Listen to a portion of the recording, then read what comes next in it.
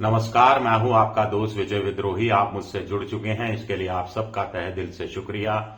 अगले 8 मिनट आपसे जुड़े रहने की कोशिश करूंगा। तो दोस्तों, देश में अंततः जातीय जनगणना का कार्यक्रम घोषित हो गया है। इसके साथ साथ ही बड़ा सवाल भी शुरू हो गया है कि क्या जातीय जनगणना के नाम पर देश में लगातार तीसरी बार भारत की जनता को धोखा देने की तैयारी भी शुरू हो गई है। अगर ऐसा है, तीसरी बार भी धोखा दिया जा रहा है मोदी सरकार की तरफ से, तो ये दूसरी बार होगा जब सत्तारूढ़ बीजेपी सरकार धोखा दे रही हो। सबसे पहले 2001 में हुआ, जब वाजपेयी जी की सरकार थी, जातीय जनगणना नहीं कराई गई। 2011 में हुआ, जब मनमोहन सिंह की सरकार थी, तब संसद से प्रस्ताव पारित करने आने के बावजूद, सारे दलों का सहमति लेने के बावजूद जातीय जनगणना नहीं कराई गई। कहा गया कि जातीय जनगणना करा ली गई है, लेकिन पेचीदगियां हैं, 46 लाख जातियों के नाम आ गए हैं, इनका वर्गीकरण में दिक्कतें आ रही हैं, फलाना ढिमका करके बात टाल दी गई। और अब मोदी सरकार ने जो कार्यक्रम घोषित किया है, इसका जो पहला चरण तो कम से कम ये बताने के लिए काफी है कि मोदी सरकार का जातीय जनगणना कराने का कोई इरादा ही नहीं है। पहले चरण के हिसाब से मैं आज साफ कर दूं, हो सकता है दूसरे चरण में मोदी सरकार मुझे झूठा साबित कर दे। अब आप कहेंगे कि मामला क्या है? मामला ये है कि जो अब जनगणना का पहला चरण शुरू हो रहा है, उसमें जो मास्टर जी आएंगे सवाल पूछने, वो 3 ही सवाल पूछेंगे। एक तो घर के बारे में होगा कि घर खुद का है या किराए पर है। दूसरा कि एससी आप हैं, शेड्यूल कास्ट हैं, शेड्यूल ट्राइब हैं, आदिवासी हैं, या फिर अन्य हैं, जनरल हैं। पहले भी यही 3 खाने होते थे, अब भी ये 3 खाने होंगे। तो फिर ओबीसी, जातीय जनगणना तो बेसिकली ओबीसी का निर्धारण करने के लिए बताई जा रही है, तो ओबीसी का चौथा खाना कहां है, और जर्नल में भी किस जाति के हैं उसके बारे में क्यों पूछताछ नहीं की जा रही, उसमें एक और कोई खाना क्यों नहीं उसमें शामिल किया जा रहा। यह अपने आप में बताने के लिए काफी है कि नियत में संदेह लगता है। अब 2001 में क्या हुआ था, मैं पहले आपको बता दूं कि मंडल कमीशन हमारे यहां वीपी सिंह की सरकार लेकर आई थी 1990 के आसपास में। 1991 में जनगणना होनी थी, उसमें ओबीसी की भी जनगणना होती, लेकिन मंडल कमीशन की रिपोर्ट तब तक लागू नहीं हो पाई थी क्योंकि मामला सुप्रीम कोर्ट चला गया था।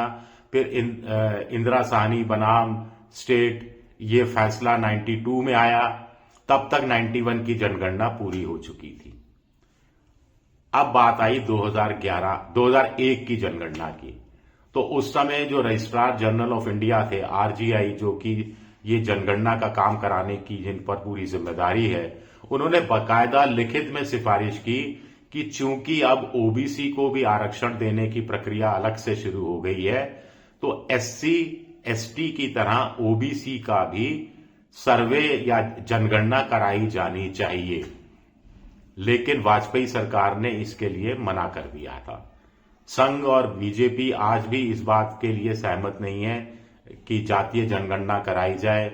आपको ध्यान होगा, जब राहुल गांधी जातीय जनगणना की बात जोर शोर से उठा रहे थे, तो मोदी जी ने एक चुनावी रैली में कहा था कि ये लोग जो जातीय जनगणना की बात कर रहे हैं, ये पाप कर रहे हैं, महापाप कर रहे हैं, देश के साथ बहुत बड़ा धोखा कर रहे हैं। लेकिन पहलगाम हमला हुआ, उसके तत्काल बाद मोहन भागवत दिल्ली आए, मोदी जी से उनके निवास पर कई घंटे की मुलाकात हुई, बात हुई, और अचानक से जातीय जनगणना की घोषणा कर दी गई क्योंकि चुनाव का मुद्दा बन रहा था। बीजेपी को लग रहा था कि ओबीसी वोट बैंक हाथ से खिसक सकता है। अब आप कहेंगे कि ओबीसी का मसला क्या है? देखिए, अभी देश में केंद्र के हिसाब से देखा जाए, राज्यों के हिसाब से नहीं चल रहे, केंद्र के हिसाब से देखा जाए तो 15% शेड्यूल कास्ट हैं, 7.5% आदि शेड्यूल ट्राइब है, तो 15 और 7 22.5%।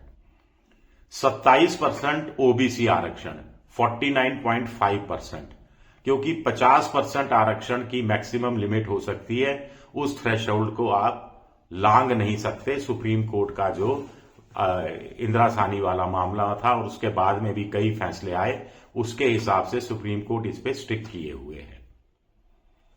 तो इसीलिए 27% आरक्षण दिया गया। अब 1931 में जब आखिरी बार जातीय जनगणना हुई थी अंग्रेजों की तरफ से, तब SC ST नहीं होते थे, वो डिप्रेस्ड क्लासेस हुआ करती थी और जाति पूछ ली जाती थी, भाषा पूछ ली जाती थी, धर्म पूछ लिया जाता था और उसके हिसाब से बताया जाता था कि देश में ओबीसी 52% है। अब जब जातीय जनगणना 2021 में कराने की बात आई, जो नहीं हुई कोरोना काल के समय में, तो मकसद यही था राहुल गांधी वगैरह का कि सामाजिक न्याय के नाम पर एक बहुत बड़ा जो ओबीसी वोट बैंक है उसमें सेंधमारी की कोशिश की जाए, उनकी महत्वाकांक्षाओं को जगाया जाए कि भाई मान लीजिए 50% ओबीसी वाले निकलते हैं, तो फिर वो कहेंगे कि साहब हमारा 50% हमारी आबादी में हिस्सा है, लेकिन आरक्षण हमें सिर्फ 27% मिला हुआ है, आरक्षण हमारा बढ़ाया जाना चाहिए। जैसे इकोनॉमिकली वीकर सेक्शन के लिए 10% अतिरिक्त आरक्षण दिया गया। अब कायदे से तो देश में केंद्र के हिसाब से 49.5 और 10 59.5% आरक्षण है और 40.5% जनरल कैटेगरी के लिए आरक्षण है, आप ऐसा मान सकते हैं मोटे तौर पर। खैर 2001 में धोखा हुआ, 2011 में तय हो गया कि जातीय जनगणना कराई जाएगी, लेकिन तब जो बाबू वर्ग है, अफसरशाही है, उन्होंने कहा कि साहब ये सेंसस के तहत जातीय जनगणना नहीं कराई जा सकती, हम इसके लिए सोशियो इकोनॉमिक कास्ट सेंसस करा लेते हैं, socio economic cast sensor SECC करा लेते हैं। तो वो कराई गई, उसमें फिर कहा गया 46 लाख जातियां आ गई, जिसने जो कहा वो जाति का नाम भर दिया गया, उसके वर्गीकरण में, उसकी पहचान में, उसका स्पष्टीकरण में बड़ी सारी दिक्कतें आई और मामला अधर में लटक गया।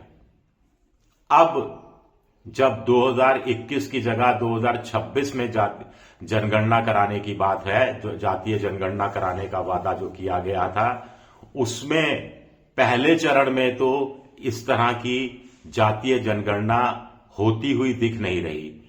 पहला चरण अब शुरू होने वाला है, दूसरा चरण अगले साल फरवरी से शुरू होगा, जब जो जनगणना के जो कर्मचारी हैं आपके पास लेकर आएंगे लिस्ट। अभी तो आप भर देंगे SC ST जनरल, तब वो लिस्ट लेकर आएंगे कि SC में कौन सी जाति, ST में कौन सी जाति और जनरल को जनरल। तो इसकी जगह क्या तब दूसरे चरण में OBC के लिए कहा जाएगा? कुछ लोग कह रहे हैं कि OBC में राज्य की सूची अलग है, केंद्र की सूची अलग है, तो इस पर कहा जा रहा है कि केंद्र की सूची पर अमल कर लिया जाए, केंद्र अपनी सूची जारी कर दे कि ये OBC उनके हिसाब से है और पूछ लिया जाए।